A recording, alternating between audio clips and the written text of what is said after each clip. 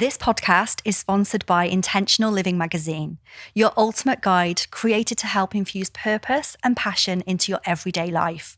From expert features that provide valuable insights to thought-provoking content that sparks transformation, this magazine, an online platform, is a perfect source of inspiration for all of those of us who truly believe in the power of intentional choices. So in this episode, we are talking about why healthy masculine men cry. Oh, it's so important. This is such an important episode. It's such an important topic. Yeah, men showing their emotions, showing their vulnerability, and being able to inspire other men that it's okay for men, boys to cry. Yeah, absolutely. Enjoy. We'd love to know what you think. Hello. Hi. How are you? I'm good. How are you? I'm really, really good. I'm really happy to be back at the original Liverpool podcast studios because we were somewhere different last time. And it was dark. Was it hot or cold there? I can't remember because you're hot and cold. I don't know where I am with you with your hot and coldness right now. I don't know where I am with my hot and coldness either right now. The pressure's real, girlfriend. The pressure's real. It's the hormonal thing, isn't it? We think. I know with what it women's is. health, yeah. But what we want to talk about on this episode is men, isn't it? Can we just talk about men? Oh. Men. Why do we want to talk about men? Oh, you tell me, because we've been having this conversation for a long time because we do a lot of one-to-one work with men. And now we're looking at doing some group work and we're finding the take up on the group work is a lot less than the work that we do with women. But tell us about where this passion for working with men comes from and how we want our men to just be authentic and live that, show themselves, be able to express themselves and co-create with us women to make the world a better place. Is basically why we're doing it. I feel like we're going to start singing Kumbaya now. Okay, so when we work with men one-to-one, as you know, we provide a safe place to do that. Yeah. And when people feel comfortable, they tell us everything. Mm-hmm. And that's quite, just that offload is quite a liberating experience. But then when we go into a group environment, the feedback has been, we know there's a massive need for it because obviously working one-to-one has got a cost implication, a higher cost implication. Higher investment, yeah. I like that. A higher investment into your well-being and performance. Mm-hmm. But so we've set up a monthly men's circle because it is so needed. It is so, so needed because men do not have the outlet that they may be used to. Mm-hmm. There is a decline in pubs. And I know this is complete stereotypical, but this is what a lot of guys that we work with, the feedback has been. Whereas blokes used to go to the pub, a lot of pubs are closed, cost of living, there's a health campaign. So they go to the gym instead. But in the gym, their heads down, headphones on, into the online world, and quite insular. Completely, well, not quite insular, really, really insular. And many men still carry the responsibility of all of the finances in a home. Whether that's right or wrong, that is a lot of the truths of the guys that we work with and talk to. That is quite a heavy pressure. Yeah. And so there's a few things. So one of the things is, if they are employed, to speak out to an employer to say, actually, I need a bit of help or I'm struggling a little bit, is generally a no-no because that will show a sign of weakness and they don't want to put their employment at risk. Yeah. And so they keep quiet, keep their head down and become disgruntled and sad, withdrawn, overwhelmed. And there's also speaking at home is also then maybe not that easy. Yeah. Because perceptions differ. So we've had a few messages in. So we started a men's circle in the woods in Cheshire. Yeah. which is beautiful. Let us just explain what a circle is, because some people don't know, do they, if they're not in the We've called it a development circle because it is in a circle. You are physically come together in a circle. Gather together in a circle, yeah. But ultimately it's a gathering. Yeah. And it's a gathering of, so the one that we've set up for men specifically is specifically a men's one, so that they can be with other men that are feeling similar to the way that they're feeling, in a way that they can speak freely without judgment, in a trauma-informed place. And we will hold that space for them because we're qualified and able to do that. And we've decided to do it in nature because nature has massive, massive healing properties. And it's brilliant for reducing cortisol and adrenaline in the body just by being in that space. Does that answer the question? Yeah, and I wanted to just make a point around it. Yeah, it's a gathering where we come together, and whether we might share certain things, whether it's a concern, an issue, or our goals or passions, and also there'll be some breath work and meditation, some postures to just open up the body and create space in the body. Doesn't have to be that, but the purpose of it is to discuss and share issues, challenges, and concerns, but also passions and goals and dreams. Because sometimes, I mean, I still even feel it as a woman, men probably won't talk about what their dreams are in case they think that they're too far, too powerful, and where people go, oh, shut up, you're not going to do that. Go, get a proper job, go back to work. So it's that, and you don't have to share if you don't want to, but typically the power of the share, men will say, wow, I didn't know I was going to say anything, and I've just really opened up there. And I, in lockdown, just going off on one as we do. Not like you, Claire. When I created the Purpose Pusher project, which I felt was a really masculine, it was just something that came and it felt right. And it was like, I really want to help men because I have them coming to me individually, because what they would say to me is, I could feel like I can open up to you, which is what our clients typically say. I feel like there's no judgment. What I'm saying to you, I could not say to my best friend.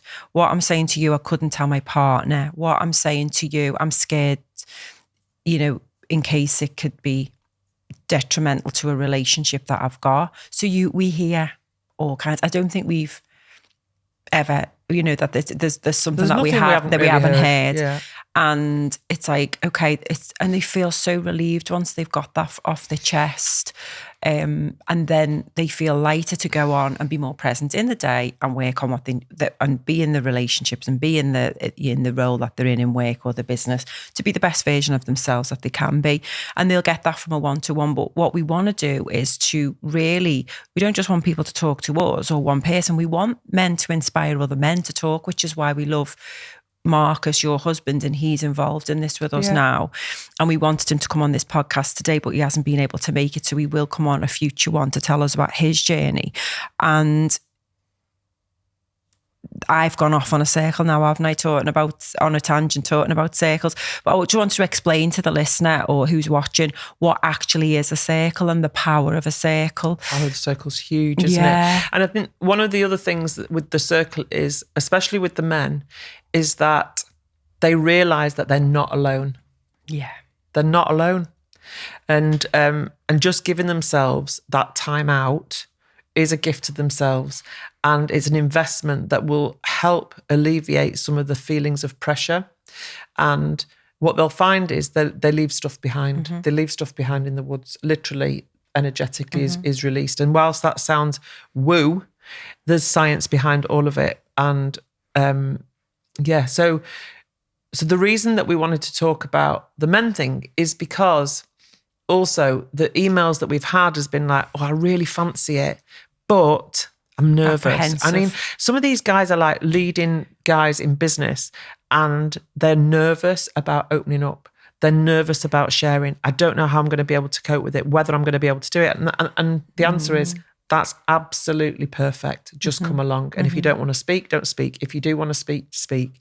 But by doing it, you're giving yourself an opportunity to step out of your comfort zone and show yourself how actually getting this stuff from the depths of within you out is really helpful, not just for your physical health, but your mental health and Emotional your holistic health, yeah. and your performance. 100%. And that's where I was going with that point before when I created the Purpose Pusher, and I did a 6-week online course when we were in lockdown, and I had 6 men on the course with me.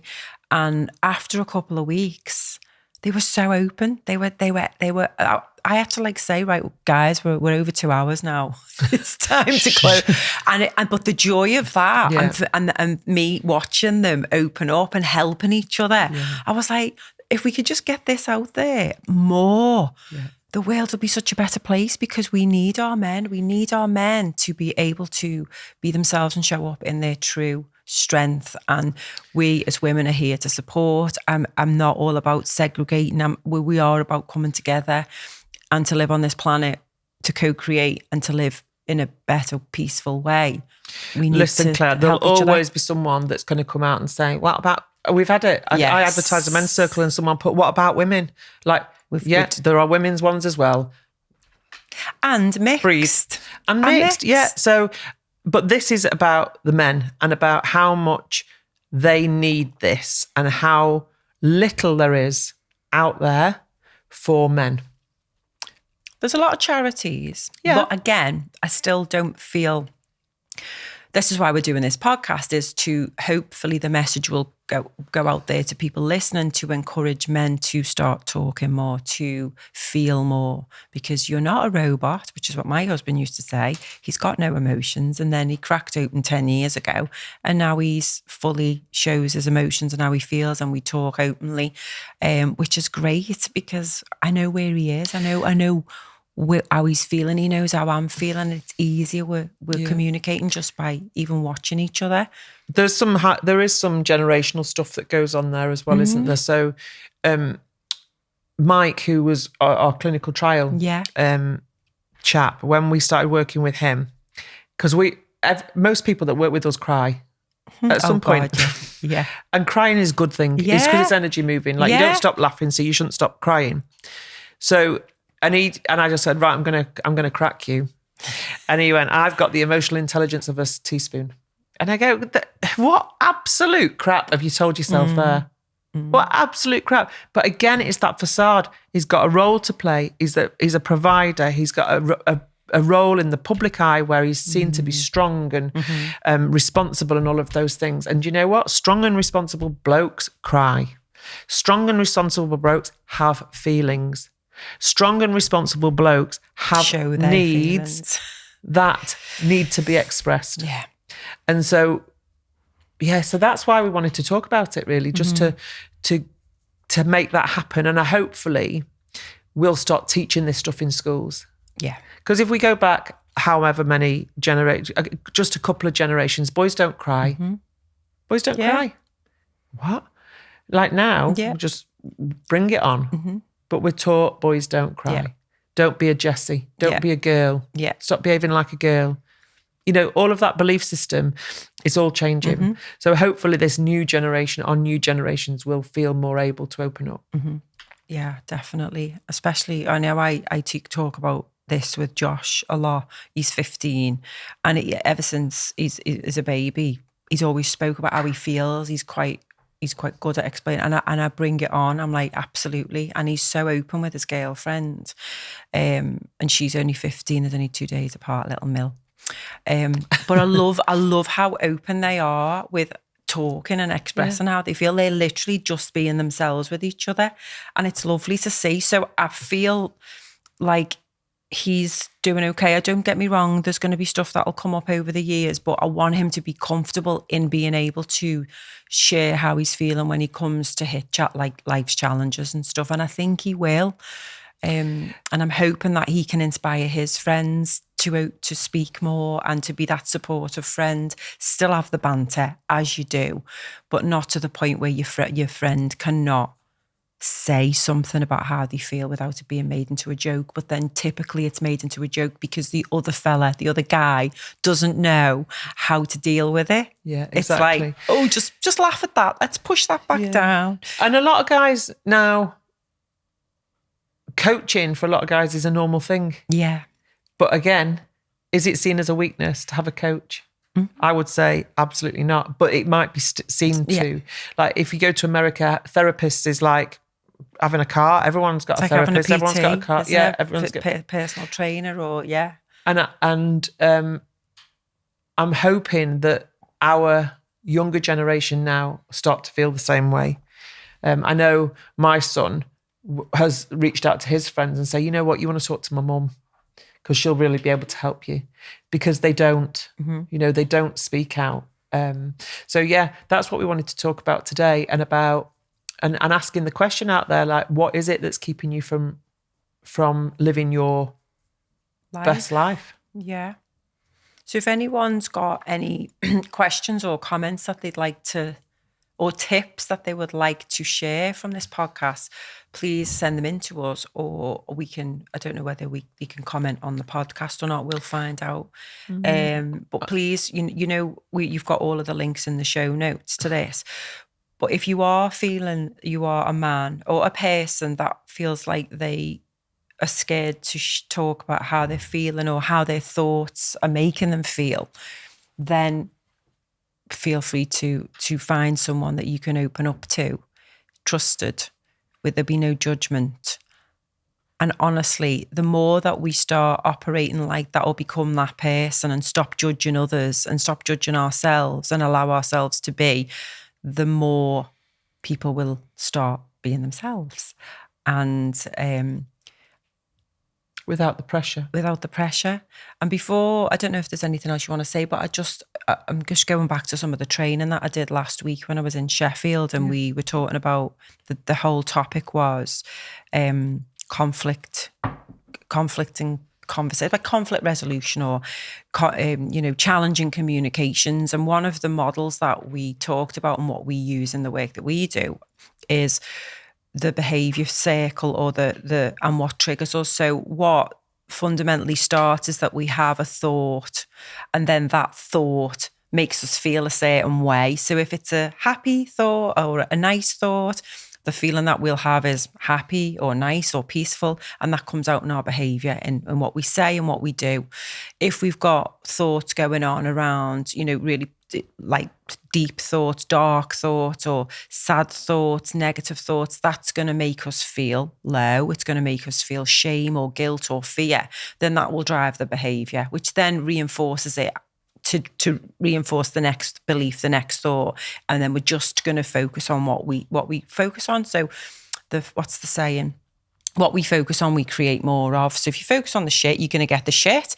If you focus on the good, you're going to get the good. Not saying that bad stuff or life's challenges don't happen, but how do we respond to it? And noticing our thoughts, how they make us feel, and then how we behave will affect our day and the people that we mix with, and our relationships with our team, or our partners, or our kids, or our mum and dad. That's all. If we take responsibility for our own thoughts and our own feelings, because we can change them. Science has proven that we can change our thoughts. Thoughts are just things. They're not real until they come into reality, or we make them happen. So I completely agree with everything that you're saying there.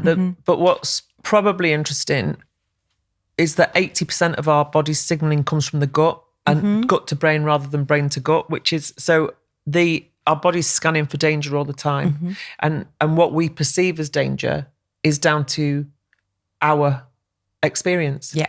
So what triggers one person may not trigger another person. And all of it is fine. But again, understanding the parts of the nervous system and what's happening, so that neuroception happens without us even thinking about it. And that's already kickstarting a process in our body. And it's our perception and our life experience that creates the trigger. Yeah. And like you said, it's not hardwired. It isn't hardwired, and it can be changed.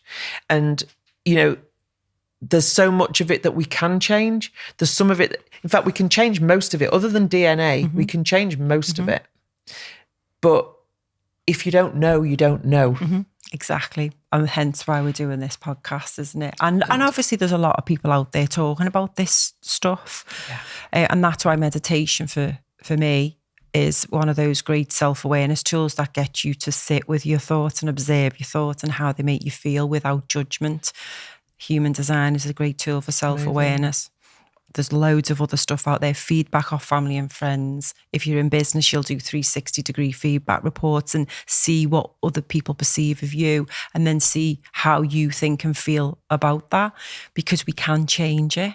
Well, we can, if it's right for us to change it. If we're aware of it, yeah. Because the 360 feedback comes from people with a completely different perception and life experience to us. And it's okay to not agree.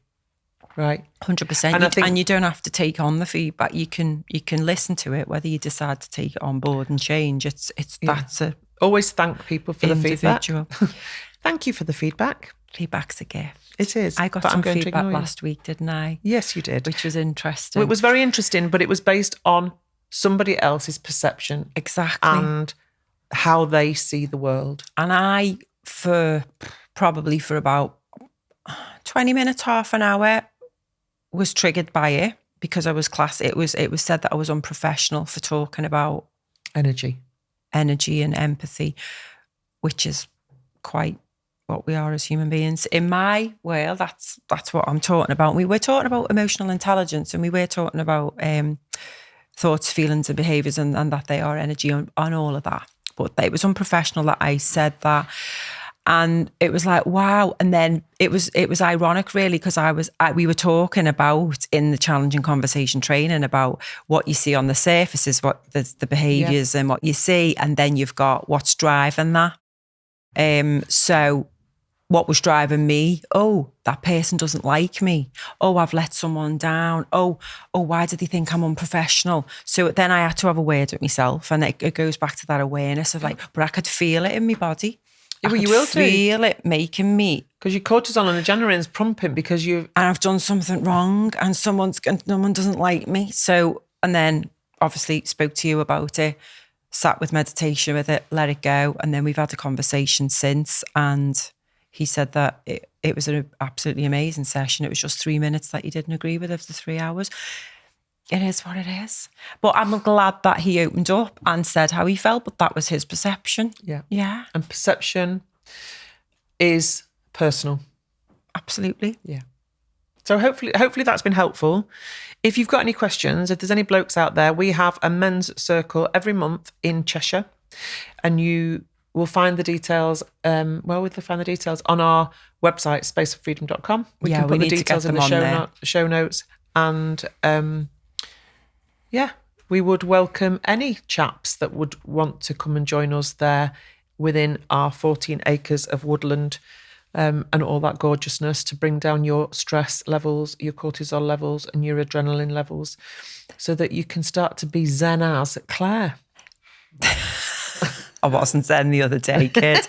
Okay, Were you triggered? I was dead triggered. I'm just going to make a note of the show note, what we're putting in the show notes, because we say we're going to put stuff in the show notes and then we forget. So I'm just doing that on my little post-it note here, and just to say that if any guys are listening, and any women who are listening, any people who are listening, if they know someone that might need to join or would like to do some work with us men, then we are here, Space and Freedom, and that you don't have to be a monk in the middle of a mountain or sit and hug trees. It literally can be to just give your body rest. And a brew and a chat. Yeah, absolutely. That was great, Claire. You were great then. Thanks, so were you. You're a clever woman. I knows it. Can we just say this before we go? We're TikTok sensations. Oh, yeah. How many views have you got now? 50,000 views, and she's talking about Copaiba being an absolutely amazing plant for all sorts of things. As opposed to CBD as an alternative. Because it works better, doesn't it? But watch that podcast. That's a previous podcast. We'll put that on it. Oh my God, Jules, let me just tell you're on 51,000.3,000. You're dead famous. If you'd like to write in for a picture and a signed copy of You'll have to get by the title Professor. Professor Doctor. Oh, you're Doctor. I'll be Professor. Yeah, we'll buy those titles. Right, come on. Okay. So it's love and light from me. And it's ta-ra from me.